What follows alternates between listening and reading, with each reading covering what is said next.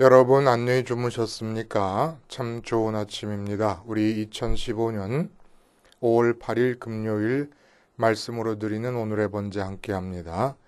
출애굽기 28장 1절부터 41절까지 말씀으로 같이 합니다. 우리는 1절부터 5절까지만 같이 읽어봅니다. 시작.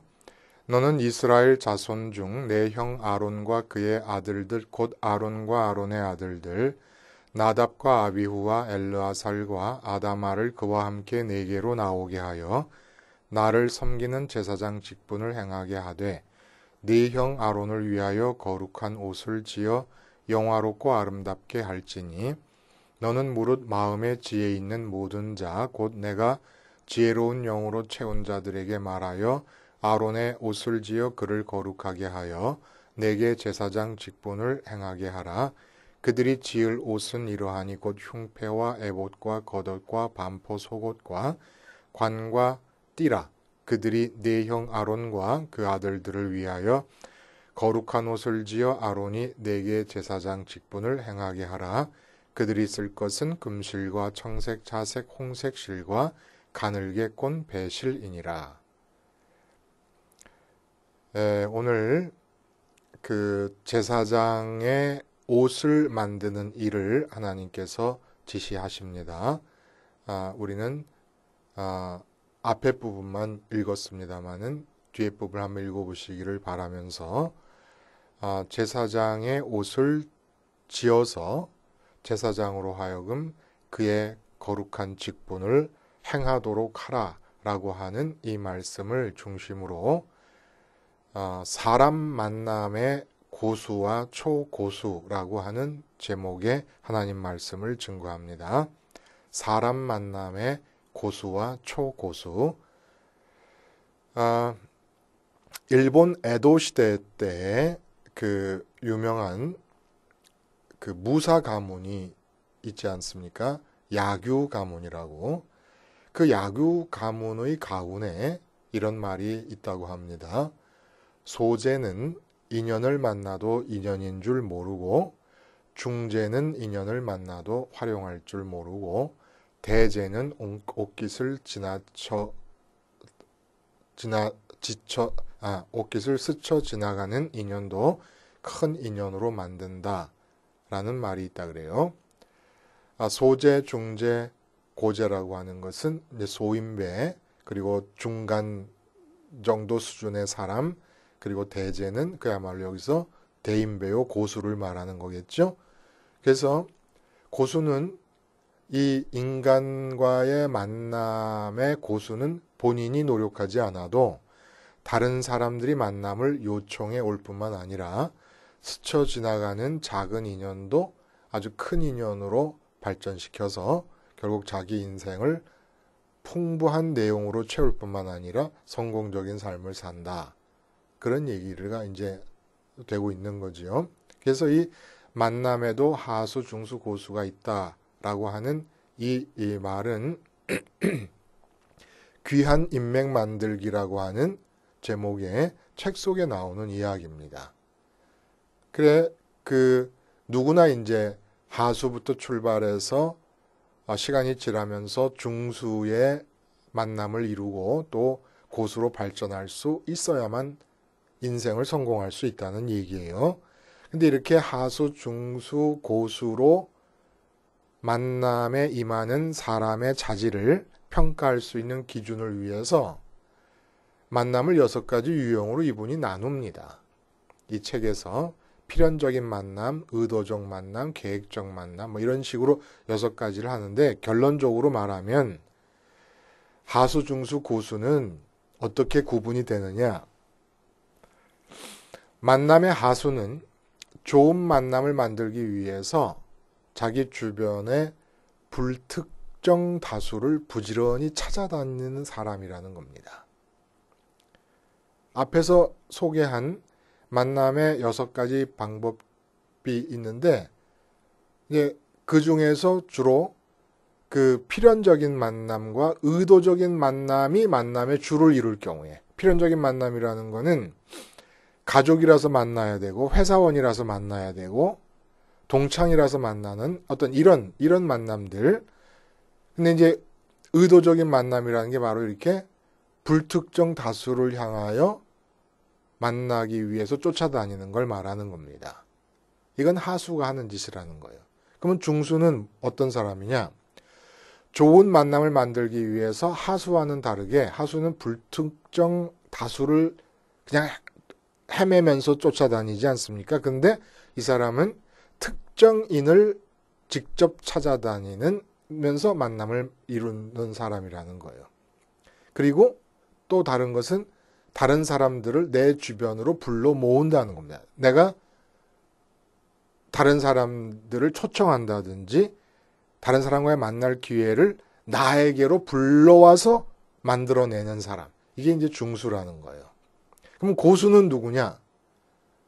본인이 노력하지 않아도 다른 사람들이 나를 만나고 싶어서 요청해 오는 경우에 뿐만 아니라 우연히 스쳐 지나가는 모든 작은 인연들을 큰 인연으로 발전시킬 수 있는 그런 사람. 이게 바로 고수라는 겁니다. 이 기준으로 보면 예를 들어서 사도 바울은 만남의 하수입니까? 중수입니까? 고수입니까?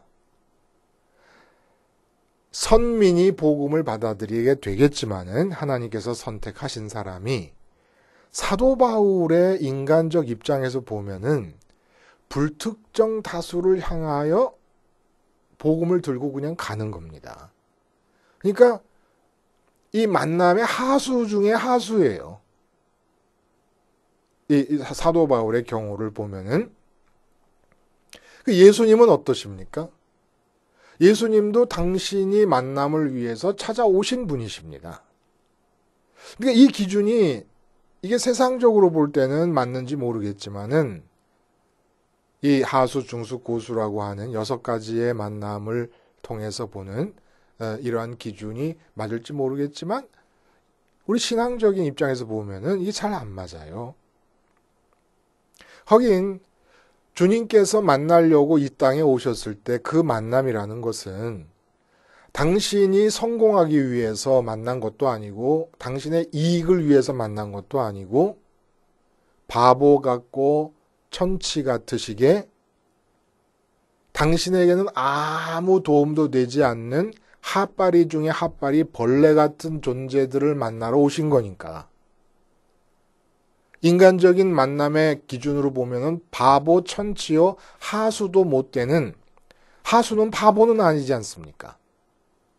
하하수, 아주 하수 중에서도 초하수, 그렇게 얘기가 될 수 있지 않겠습니까?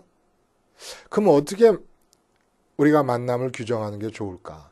또 이렇게 한번 만남을 분류해 볼 수 있을까요? 과거지향적인 만남, 현재지향적 만남, 미래지향적 만남. 과거지향적 만남이라는 건 무슨 뜻일까요? 과거에 맺은 인연에만 충실한 거예요. 그러니까 내가 초등학교 동창생들, 그냥 친구라고 하는 건 초등학교 동창생밖에 없어. 그냥 유지해. 근데 나는 초등학교 동창생만 친구로 삼는데 내가 삼는 그 친구는 아주 활발해서 현재도 많은 친구가 있는데 직장에서도 마음을 못 붙이고 맨날 일 있으면 초등학교 동창생한테 전화를 한다. 과거지향적 만남이죠. 그럼 현재지향적 만남이라는 건 뭐냐? 현재에 지금 내가 만나고 있는 사람. 그러니까 이건 상당히 현재 눈에 보이는 이익지향적 만남이 될 수가 있을 것이에요. 지금 내게 도움이 되는 사람이 누구냐? 또 어떤 사람은 미래지향적 만남을 주로 해가는 사람이 있습니다. 앞으로 내게 도움이 될 사람이 도대체 누구냐? 이렇게 간단하게 인간 삶이 이렇게 간단하지 않아요? 이렇게 6가지 유형의 만남, 3가지 유형의 만남 이런 식으로 구분할 수가 없어요. 그러나 좀 우리가 생각을 쉽게 오늘 본문에 접근하기 위해서 이렇게 나눠보자면 신앙인의 만남은 어떤 만남일까 하는 얘기예요. 신앙인이 사람을 만날 때는 과거지향적도 아니고 현재지향적도 아니고 미래지향. 미래지향적이라는 게 제일 우리가 가까울 것 같으죠. 여기서 큰 오해가 있습니다, 여러분. 우리의 미래는 앞에 있지 않습니다. 앞으로 내게 도움이 될 사람을 찾아서 만나는 그런 미래지향적 만남이 아니에요. 우리의 미래는 위에서 옵니다. 그래서 굳이 우리가 이렇게 분류를 해보자면은 신앙인의 만남은 하늘지향적 만남입니다. 하늘지향적 만남. 도대체 무슨 말인가? 그게 바로 제사장이 직분을 수행할 때에 나타나는 만남이라는 것입니다. 그리고 이 세상에는 그 분류 형태를 구분할 수 없는 이런 만남, 하늘지향적인 이 만남을 일생의 과제로 삼고 있는 직분자이기 때문에 이 하늘지향적 만남을 이루어내는 이 제사장이야말로 만남의 고수가 아니라 만남의 초고수라고 할 수 있다는 얘기입니다. 하늘이라는 것이 가장 높기 때문이기도 하지만은 오늘 본문에 보면은 제사장의 직분을 하나님께서 뭐라고 얘기하시느냐 하면 거룩하다, 영화롭다, 아름답다라고 표현을 하고 계십니다. 그래서 제사장에 의해서 진행되어지는 이 만남이 초고수의 만남이에요. 하나님께서 거룩하다고 보시고 영화롭다고 보시고 영광스럽다고 보시고 그리고 아름답다고 보시는 만남이기 때문에 이렇게 하나님께서 보시는 만남을 이뤄내는 자가 누구냐면 이게 바로 대제사장이요. 그러니까 만남의 초고수가 아니겠느냐라는 얘기를 하는 겁니다. 그럼 왜 대제사장에게 제사장과 대제사장에게 이렇게 만남을 연결시켜서 얘기하는 거냐? 오늘 본문은 제사장의 옷을 대제사장의 옷을 만들라는 지시가 담겨 있는 내용이거든요. 근데 옷이라고 하는 것에 연관지어서 우리는 늘 직분과 신분을 생각하게 되지 않습니까?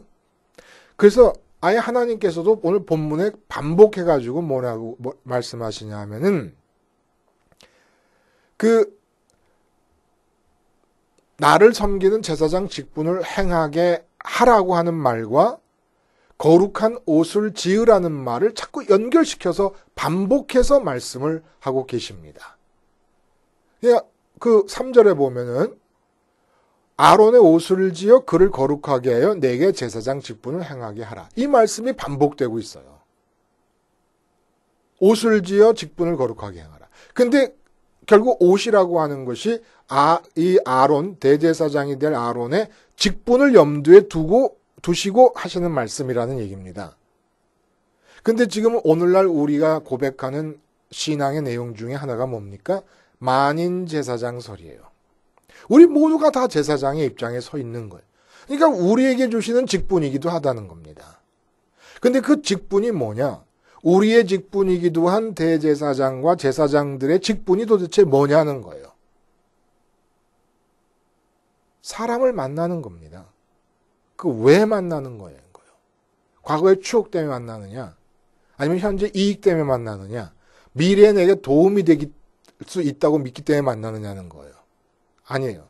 의도적인 만남이냐, 계획적인 만남이냐, 스쳐 지나가는 인연이냐, 어떤 것도 아니야.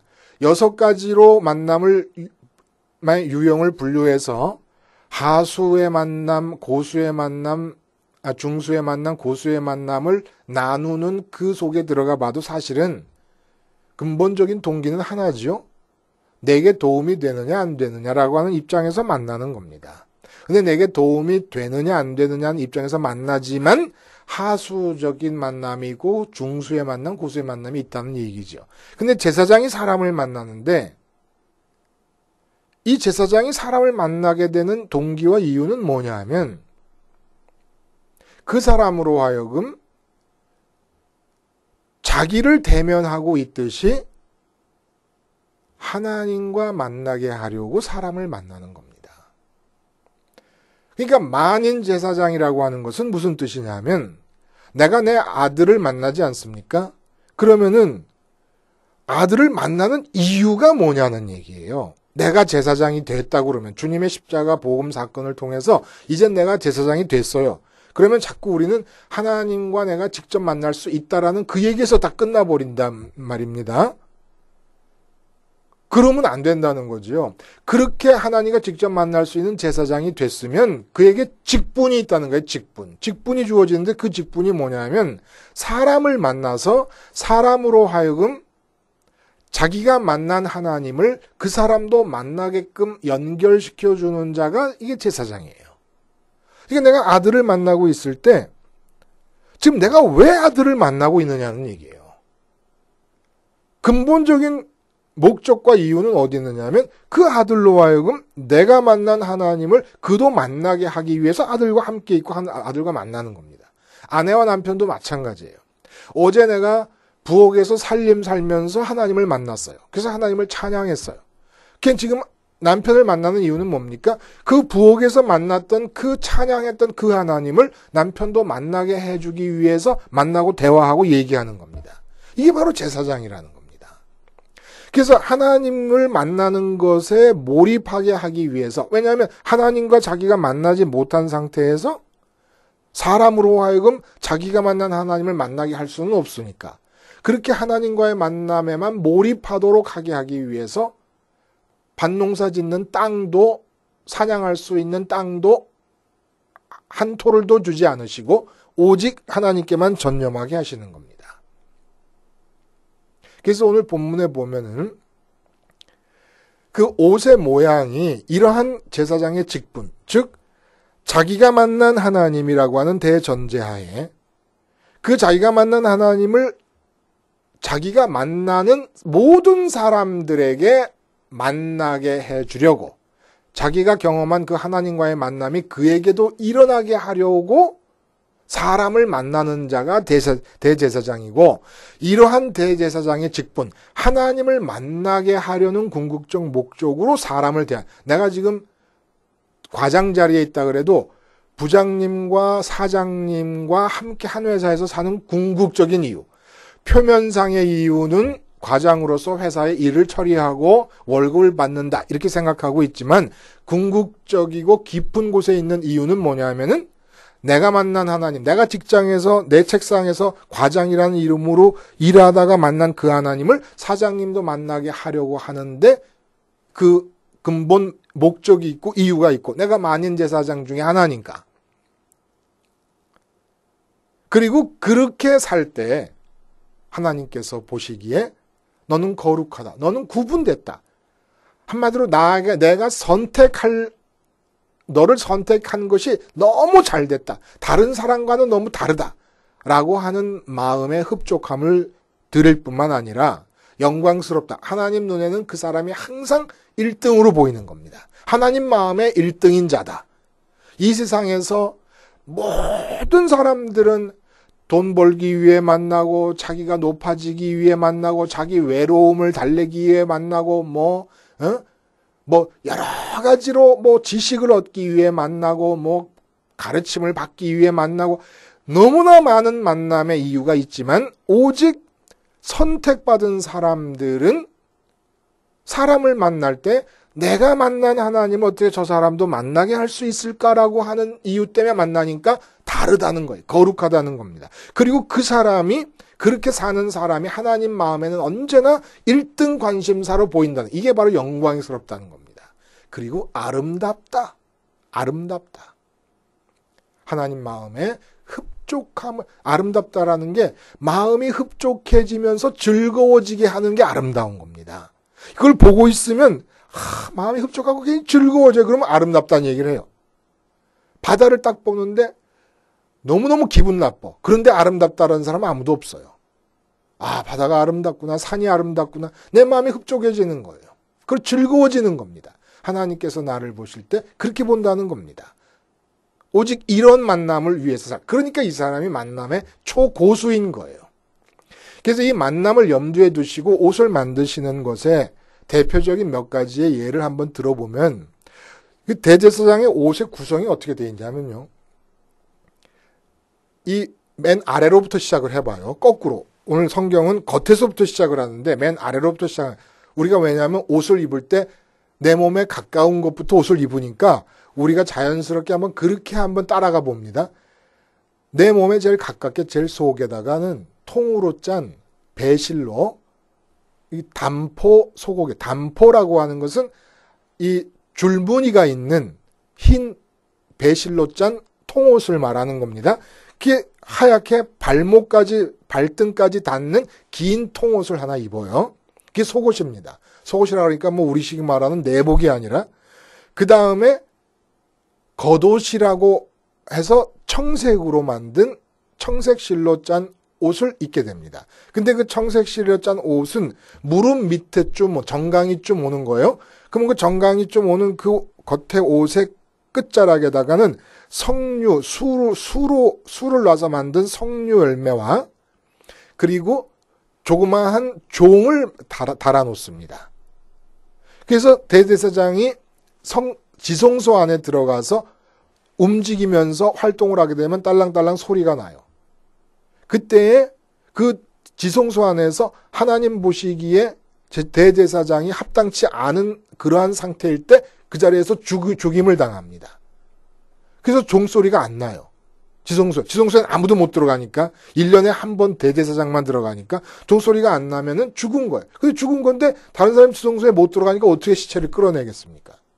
그래서 대제사장이 지성소에 들어갈 때는 발목에 줄을 딱 매고, 밧줄을 매고 바깥에다 밧줄을 두고 들어가서 일을 해요. 그러니까 딸랑딸랑 움직이면 그 겉옷에 달려있던 종소리가 움직이는 거니까 활동하고 있구나. 그러다 나오면 되는데 종소리가 안 나버립니다. 나오지도 않았는데. 그러면 밧줄을 잡아당겨서 시체를 끄집어내는 거지요.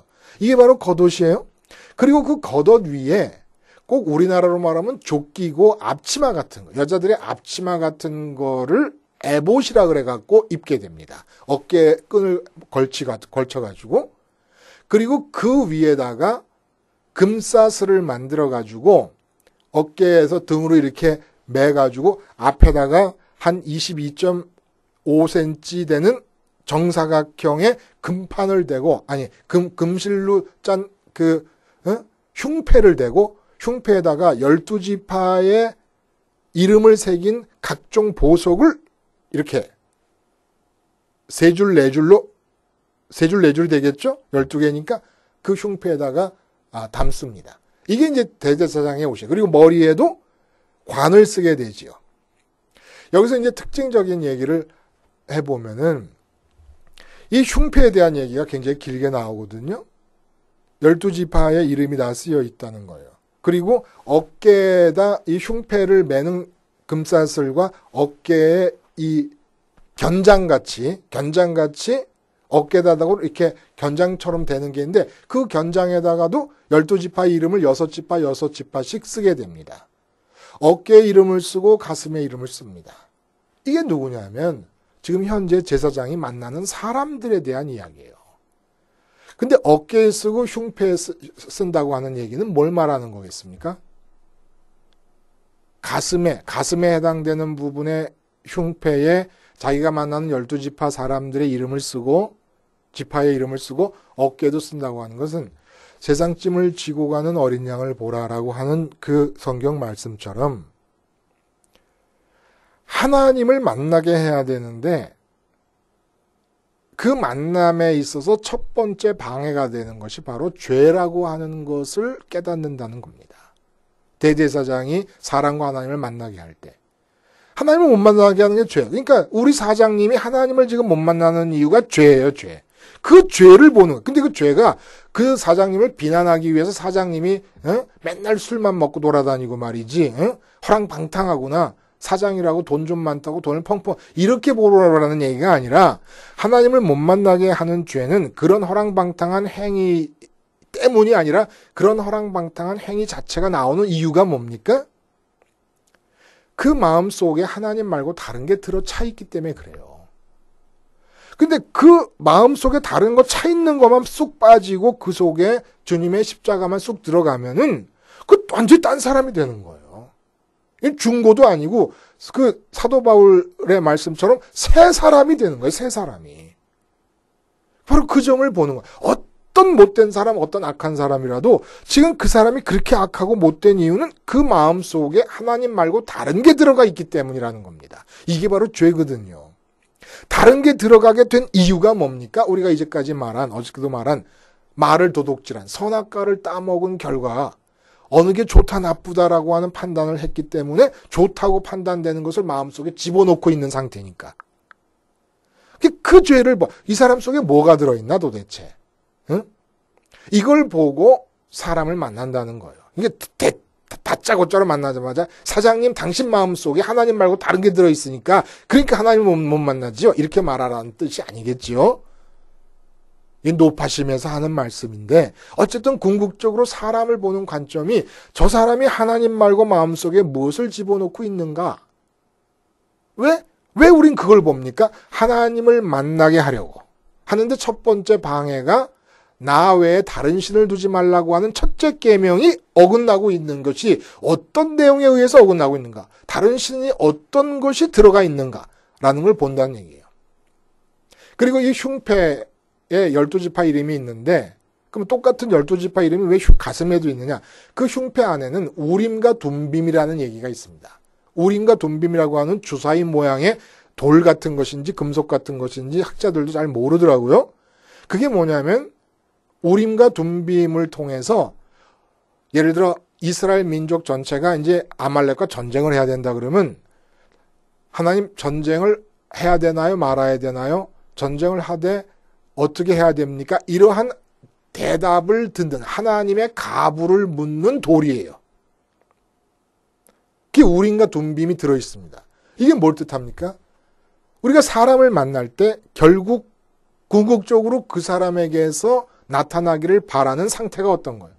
하나님과 만나는 건 우리가 볼 수가 없잖아요. 확인할 수가 없지 않습니까? 근데 우리가 확인할 수 있는 차원에서 어떤 것이냐? 그 사람이 늘 하나님께 가부를 묻고 자기의 생각대로, 다시 말해 자기의 언어대로 움직이는 게 아니라 하나님의 언어를 받아서 움직이도록 하는 상태가 만남이 이루어져서 올바로 이루어진 상태를 반영하고 있는 것이니까 어깨에서 가슴까지 죄를 짊어진다고 하는 그 의미. 근데 대사장이니까 내가 짊어질 수는 없지만 죄를 먼저 보면서 그 죄가 사라져서 하나님과의 만남이 이루어졌다면 그 다음에 어떻게 나타나느냐? 우림과 둠빔으로 대표되는 식으로 하나님의 뜻대로 사는 사람이 될 것이고 하나님의 뜻을 가장 즐거워하는 사람이 될 것이다. 이렇게 옮겨가는 겁니다. 근데 여기서 아까 말씀드린 대로 대제사장이 지성소에 들어가서 움직일 때 방울을 달고 들어가요. 그런데 방울 소리가 안 나면 죽어버립니다. 이 이야기를 왜 하시는 걸까요? 대제사장의 직분이 사람을 만나서 그 사람으로 하여금 자기가 만난 하나님을 자기처럼 만나게 해주는 겁니다. 그게 대제사장의 직분이 한마디로 말하면 제사를 드리는 것이 있고 여러 가지 또 문제에 대해서 판결을 해주는 일도 있고 여러 가지가 있지만 또 하나님의 말씀을 가르쳐야 되는 또 직분도 있고 하지만은 근본적으로 그 모든 일이 다 자기가 만나는 하나님을 자기가 만나는 사람들도 가질 수 있게 그 만남을 가질 수 있게 해주는 건데 지성소에 들어갔다는 얘기는 우리가 이제까지 말씀을 나눴습니다. 지성소는 인간 세상 안에 만들어진 선민의 세상 안에 삶의 현장에 만들어진 태초입니다.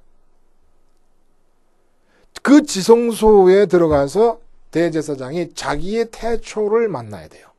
자기의 태초를 만난다는 것은 자기 마음에 이 세상 것 중 그 어느 것도 들어있으면 안 된다는 겁니다. 그 마음으로 하나님을 만나야 되는 거예요. 그러니까 인간을 만날 때 하나님께서 보시기에 내가 내 자식을 만나는데 하나님이 내가 자식을 만나는 광경을 보시면서 참 거룩하다. 확실히 다른 사람들하고 다르다. 내가 선택하기를 잘했다. 이게 거룩한 거예요. 구분되는 거. 그리고 영광스럽고 하나님이 여러 사람이 대한민국에 살지만 나를 1등의 관심사로 쳐다보고 계시고 그리고 하나님이 나를 보시면서 아름답다. 흡족해 하시고 즐거워하십니다. 내가 자녀를 대하고 있을 뿐인데 그 이유는 내 속에 그렇게 될 수 있을 이유는 내 속에 이미 하나님으로 가득 차기 때문에 하나님으로 이 지성소에 들어가서 지성소라는 건 성막의 휘장이 4겹으로 쳐서 차단이 돼 있고 들어가는 출입구에 또 휘장이 내려서 휘장을 열고 들어가야 성소로 들어가는데 성소로 들어갔다고 끝나는 게 아니라 성소에서 지성소의 휘장을 또 걷고 그 안으로 또 들어가야 돼. 그러니까 차단을 한 곳이 그곳 아닙니까? 그러니까 이 지성소에 들어갔다가 대제사장이 죽는다는 얘기는 우리가 대제사장으로서 만인 제사장 중에 한 제사장으로서 세상을 살아갈 때 반드시 지성소에서 이 세상이 완전히 다 빠져나가는 역사가 마음에 있어야 된다는 거예요. 그래야 하나님과 만난다는 겁니다. 그렇게 만나고 나야 하나님과 사람이 만난다는 게 뭔지를 알 수 있고 그 만남을 위해서 주선해 나갈 수가 있다는 얘기입니다. 근데 그게 안 되면 그 자리에서 죽어버리는 거예요. 이게 우리가 제사장이 됐어요. 그러니까 지성소가 매일매일 우리에게 하루의 삶이 시작되기 전에 내게 주어지지 않으면, 내가 지성소에 들어가는 일이 있지 않으면, 지성소에 들어가서 마땅히 태초를 맞지 않으면, 태초라는 건 내 인간의 역사가 아무것도 없었던 것 같은 그런 시기 아닙니까? 인간의 역사가 시작되기 전이니까 나의 태초를 맞는 거예요. 나의 역사가 시작되기 이전의 상태에 도달해서 하나님과 오직 처음 만나는 대상으로 만나는 그 경험이 있고 세상을 나가면, 잠자리에 일어나서 처음으로 돈을 생각한 사람은 모든 인간관계가 돈 때문이 돼버리고, 잠자리에 일어나서 처음 내 자식을 생각한 사람은 모든 인간관계가 내 자식에게 도움이 되는 쪽으로 흘러가. 그러니까 내가 직장에 나가서 돈을 벌어도 자식 때문에 돈을 버는 거예요. 처음 일어나서 애인을 생각한 사람은 학교 가서 공부하는 내내 애인 생각만 합니다. 그리고 심지어는 시험 잘 봐야지 하는 것도 시험 잘 봐서 애인에게 듬직한 남자로 보여야지라고 하는 생각으로 바뀌어버립니다. 그런 것과 마찬가지로 처음 일어나가지고 내 태초를 이루어서 하나님을 처음 만나면 그 다음에 만나는 모든 사람들을 제사장의 직분을 행하는 만남으로 대하게 된다는 거예요. 어떻게 이 사람이 내가 나의 태초로 들어가서 만났던 그 하나님을 만날 수 있게 될 것인가. 이 이야기를 옷을 통해서 해주고 계시고, 옷을 통해 나타난 이 만남을 위한 직분의 이야기가 주님을 통해 완성되는 거 아닙니까? 그래서 주님의 십자가에서 우리가 나의 태초로 들어가서 거기서 하나님을 만나는 거예요. 그리고 이렇게 태초, 이 인생이 시작되지도 않은 것 같은 태초로 돌아가서, 왜냐하면 세상에 대해 죽으니까 하나님을 만난 다음에 나가서 사람을 만날 때 저 사람 모든 사람들이 다 하나님을 만나야 된다라고 하는 이 생각을 갖고 살아갈 때 하나님이 나의 모든 삶의 모습 속에서 참 네가 거룩하구나. 네가 내 마음의 1등이다. 1등. 그리고 네가 참 아름답다. 이렇게 봐주신다는 얘기죠. 기도하겠습니다. 하나님 아버지, 거룩하고 영광스럽고 아름답게 하나님에게 느껴질 수 있는 사랑과의 만남을 삶의 내용으로 채우는 하나님의 자녀요, 하나님의 아내요, 하나님의 종들이 되며 제사장들이 되게 해 주시옵소서. 예수님의 이름으로 기도하옵나이다. 아멘.